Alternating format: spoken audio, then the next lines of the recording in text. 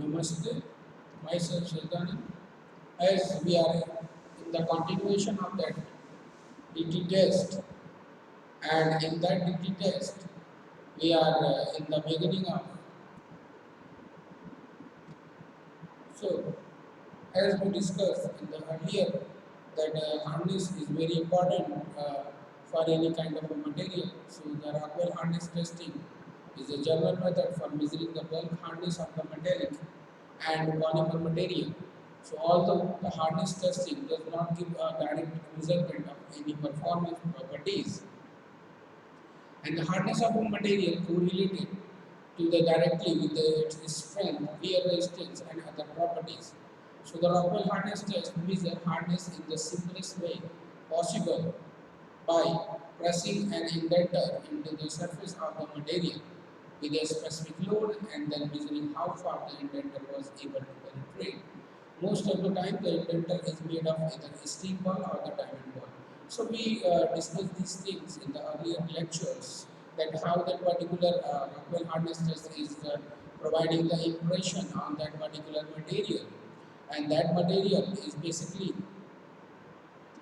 utilizing to check the hardness and work in a proper way into their working condition. As you can see in this particular arrangement of the gear, where the two bodies are in the mutual attachment, and they are in the motion, in the circular motion, as well as they are in the rubbing position.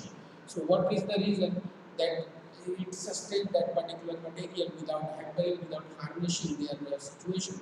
So that is the hardness of that particular material, which builds that particular kind of a strength in that material, which resists the impact and scratching of that particular material during the working. So this is the particular Rockwell harness machine has been discussed about this, that this is the anvil. This one is the anvil where the particular workpiece is to be placed, and this is the indenter from where that particular material is to be checked, and this is the dial indicator which is showing that how much the load is particularly applied, and this lever, this lever, not that lever, this lever is applying the minor and the major load on the particular material, and this is the motor by which this particular load is to be applied. So in that beginning of that things, we discussing that particular, that how the penetration and their depth is to be measured with their Rockwell hardness number, and that is how we calculate the particular hardness of the material. So in this scenario, we discussed the various kind of hardness tests, like the Rockwell hardness, Vickers hardness, loop hardness test, Brinell hardness test, and the factors which are influence the particular hardness testing. So on that behalf, we reached to that particular positions. So this Vickers hardness test is implementing due to the thickness of the material, that is the less thickness required. So if the less thickness will required, the load on the materials will be less. And in that scenario, the indentator size will also be less. Less in the sense, in the higher in the degree, but the diamond cone shape indenter is utilizing to analyze the depth of penetration in the particular material. And in the similar way, we discussed that about the loop hardness test, that is, it is also considering a very large number of indenter angle, which is showing that it is just touching the surface of the material, and which kind of material, the material which is in the shape of a sheet or a very thin size, that is utilizing in that particular scenario. So used for hard and brittle materials such as ceramics, it is suitable small elongation area and such as the coating. So in the similar way, we discussed that in the Brinell hardness test. So what is the difference between the other hardness and the test and this particular hardness test is that the number of loading, that the load, the kind of a load which we are applying, and in the similar way, the kind of indenter which is utilizing for doing this particular indentation process. So this Brinell test is different as compared to the other Rockwell hardness test, that this particular mineral hardness test is involved to apply the major load in between the 300 kilogram to 3000 kilogram on the particular specific material. So if we are applying this 300 to 3000 kilogram of weight on any specific material, it should have that kind of a thickness that will bear that particular load. So this particular mineral test is utilizing for the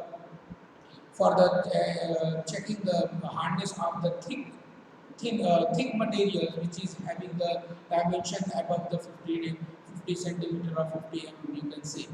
So these are the factors which we discussed earlier, that is what are the conditions need to be considered for the accurate indentation idea or the, for performing the various hardness tests.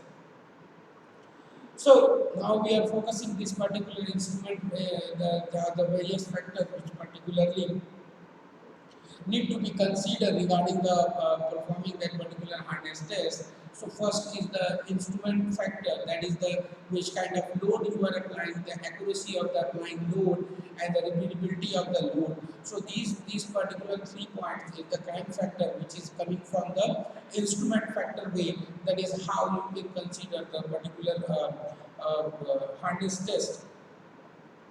In the similar way, it is the indentation, that which kind of indentation you are utilizing, the speed of the indentation, the inertia of the indentation, angle of the indentation, and indentation timing. What are the indentation timing, the spacing of that particular indentation, and so on. So these are the various factors which are including for performing a various kind of a hardness test. And in the similar way, there are another kind of a factor which are utilizing the measurement of the factor, the procedure use applied method, the feasibility of the method, and the standard to be allowed, that the standard which are utilizing as ASTM, AS, ISO, JIS. So the verification of system as well as calibration of the loading system is also included for measuring the hardness test. So these are the various kind of factors which need to be considered. And these you can see in the lower part of that particular slide. This is also enabling the material factor, human factor, and the environment factor, which is also affecting the accuracy, repeatability, and which is also affecting the particular results of that particular hardness test. So these are the various factors, major factors by which the hardness test result is to be changes. So what we are doing in the preparation of that particular hardness test, the surface preparation requirement for the hardness testing. So before proceeding for the any hardness test of any metallic material or other material, you must prepare the surface.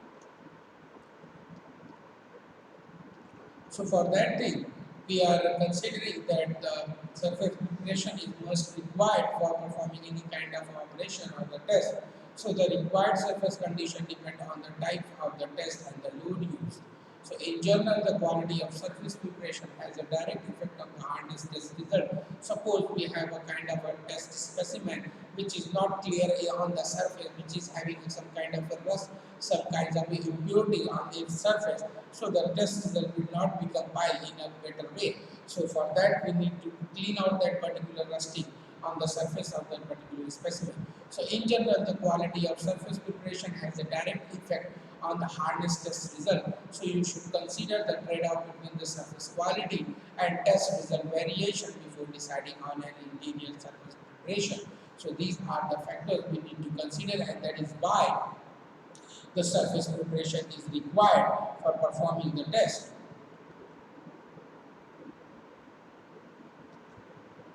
So in this scenario, there are the two kind of a test, that is the micro hardness and the macro hardness. So macro hardness, a ground surface is usually sufficient and sometimes no preparation is required. And in the micro hardness testing, due to the lower load use that particular hardness testing, the micro hardness testing required a polished or electro-polished surface for identifying the particular the pin drop, that is the needle drop, needle shape indentation. So for that we need a clean surface, we need a polished surface. by which we can just identify that the particular small tiny indentation on that particular space of that material. So it is important that the border corner of an optical evaluated impression are clearly visible. So that the reason this particular micro harnesses is required the special preparation for identifying the particular indentation after the impression on the material. So this can be performed mechanically, chemically or electrochemically. It is important that heating or cold working does not change the surface property of the specimen. So these are the things which needs to be take care. So deformation, the cutting and the grinding may be introduced deformation. This must be removed by polishing down to 6.0, 3.0 or 1.0 micrometer depending on the hardness test load. So for a small load less than 300 G of 1000, surface need to be completely free of deformation and the specimen requires oxide or electrolytic polishing to obtain a completely damage-free surface.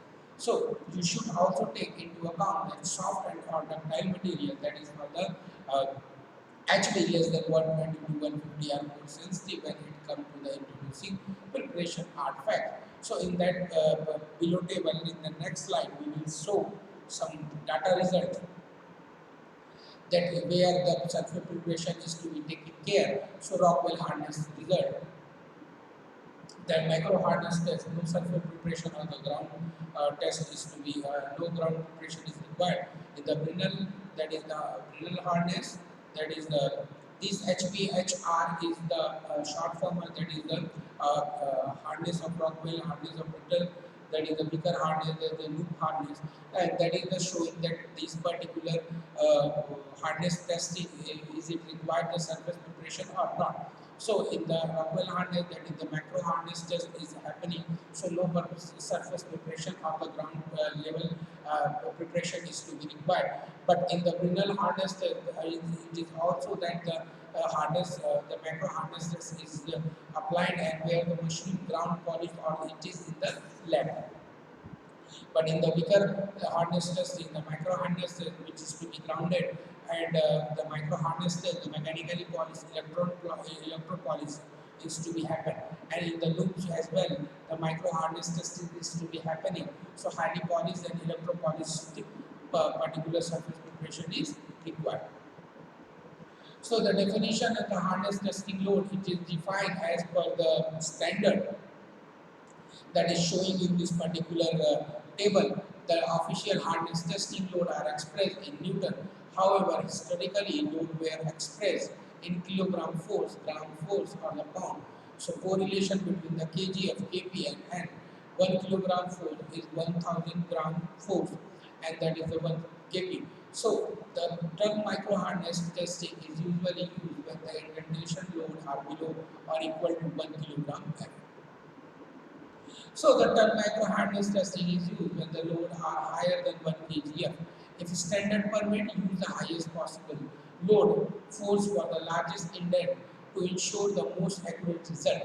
So for that, we are utilizing these things. And the load used by each of the four methods for hardness testing of battalion material compiled with the different ISO and ASTM standard, and that standard is shown here. That as per the ISO standard, that load range is showing here the ISO 6507, which is showing this is 1 gram of force to is less than equal to 100 kilogram of force. As per the ASTM E384, 1 gram of force, that is less than equal to 1 kilogram, and that is the ASTM 384 as well, which is following this. So in the NUPICA test, that is the following the standard ISO 4545 and ASTM 3E38, which is showing the loading range, and in the Brinell, that is following the standard ISO 650 ASTM E10, as well as it is following this kind of a major load as we discussed, that in this particular Brinell hardness test, the load carrying capacity is much higher than all other hardness testing. And in the Rockwell hardness, which is following by the ISO 6508 ASTM E18. So in this particular thing, the load range the is showing the very less as compared to the Brinell hardness test. So what are the troubleshooting for the hardness test? Which are the problem? What are the problems? So it can be difficult to obtain plane parallel surface during preparation for the hardness test. So these are the troubleshooting problems. Also, the indenter should be perpendicular to the test surface for the weaker hardness test, and the measure diagonal should not deviate more than 5% from each other for the loop hardness test. The two halves of the long diagonal must not differ by more than 10% from each other.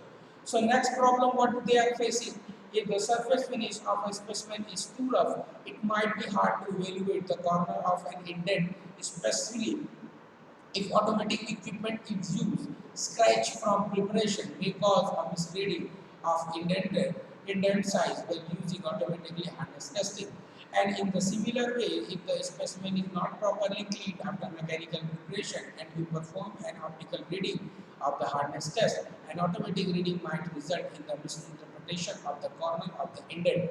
For heavy etching as sample, it might be difficult to evaluate the corner of the indent, which may lead to less accurate conclusion of the hardness test. So the hardness appear greater than expected.